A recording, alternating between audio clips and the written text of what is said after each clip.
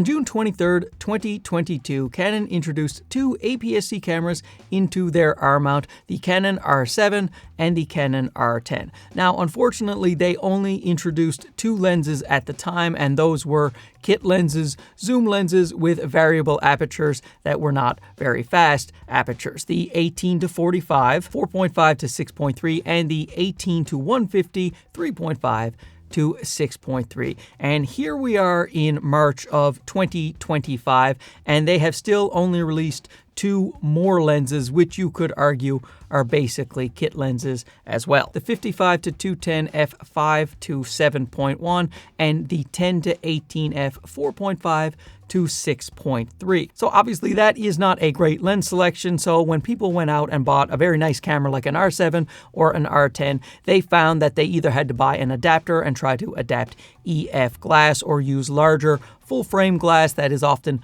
quite expensive, or they were stuck with those four kit lenses. Well, not anymore, thanks to Sigma and Tamron to some extent, because Tamron has released one lens, but all of the lenses you see here are Sigma lenses, and that makes the Canon APS-C R-mount system a much more viable system in my opinion. Now, no one is sponsoring this video. It would be nice if they did, but Sigma Canada was kind enough to send over these lenses as a loan so that I could do this little video and then send them right back. And Camera Canada was also very nice by sending over this R7, which of course I do have to send back as well. It's too bad, guys. Let me keep it all. Can I keep it all? So on the table, there are two zoom lenses, which will be much better choices for most people when it comes to a similar focal length than those Canon kit lenses. And then we have four APS-C prime lenses. That's right, prime lenses for the Canon APS-C R-mount system. That is fantastic. Glad to see it. I'd like to see some more of it. Prices of these lenses will vary by country and of course by lens, but I will leave global links in the description. So when you click on those, you will see the price for your specific country. The two zoom lenses go from f2.8 to f22, but a key point here is that they are a constant aperture. So if you set it down at f2.8, you can zoom all the way through the range and it will stay at 2.8. When you have a variable aperture like you do on the current lens lineup for the Canon RFS system, then and you're at your lowest f-stop, say f3.5, and then you zoom all the way in, then you will have to go up to f6.3. These ones, no change in light. You can also get a much blurrier background at an f2.8 versus a 3.5 or a 4.5. So much better in low light. You don't have to adjust your exposure as you zoom, and you get more subject separation when you need it. So specifically, let's talk about what each one does. This is the 10 to 18. This is your wide zoom right here from Sigma. A lot of people want to use this for landscape photography, cityscape, astrophotography, as well as things like real estate photography.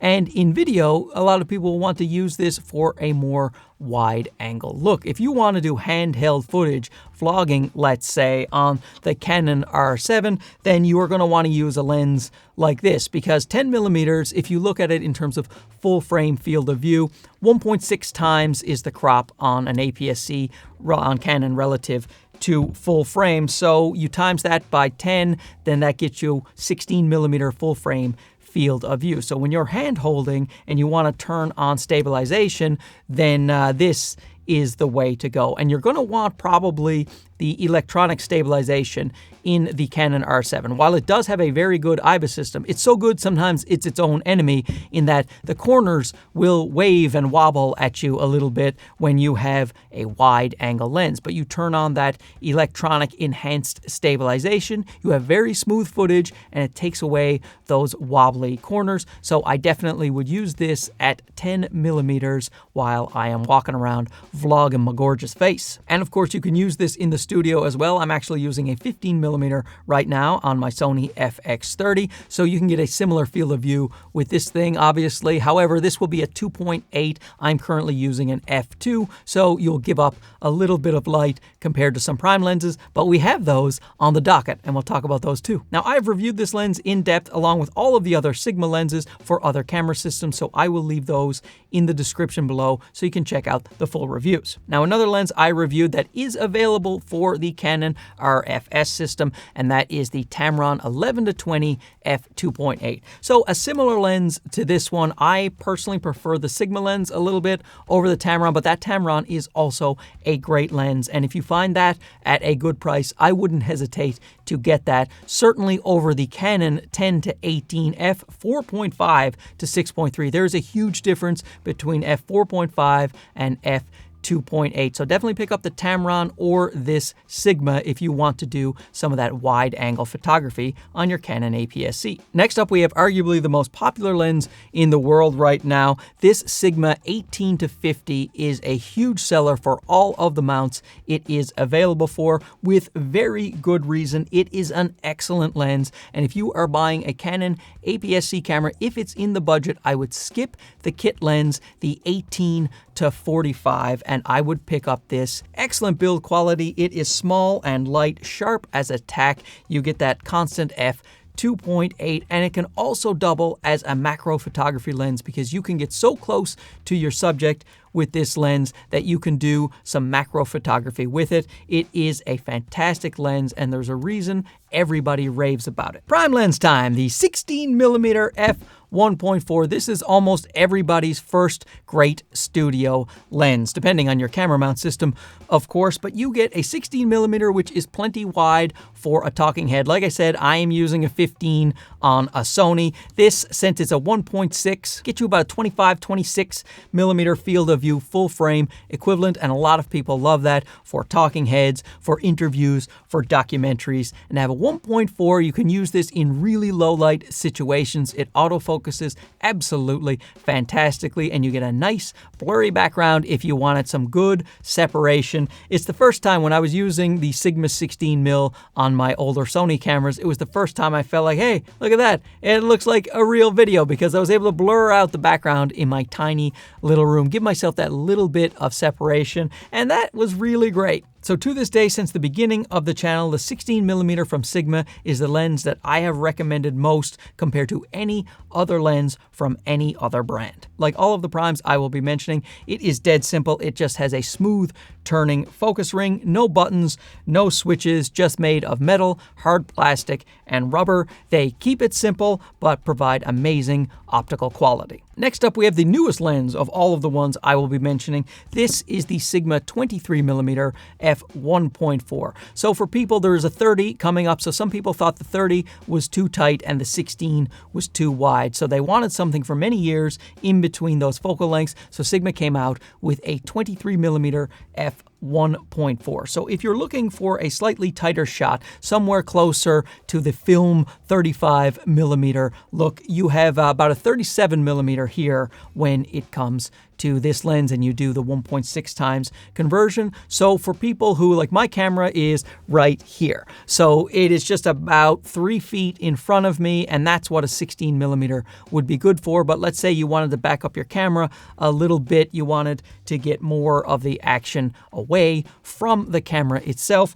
then right here, the 23mm, that could be a very good focal length for you. It's been extremely popular since it came out. Optically, absolutely amazing. Same type of build as the 16 and the rest, but here you go. It is a nice medium between the 16mm and the 30. And here is that 30 that we are talking about, and this 30mm is one of the most affordable lenses that you will be able to get for the Canon RFS system. This is Sigma's cheapest lens that they will be offering from this entire lineup, and so a lot of people jump at the chance to get this 30mm, and I own it myself for a couple of different camera mount systems. I love this thing. It's really great for general videography, travel videography, and street photography. So you're going on a trip somewhere, this 30mm focal length APS-C will be quite great. The 48mm field of view full frame equivalent that this lens gets you is what people often say emulates the human eye. And what they mean by that is the pictures and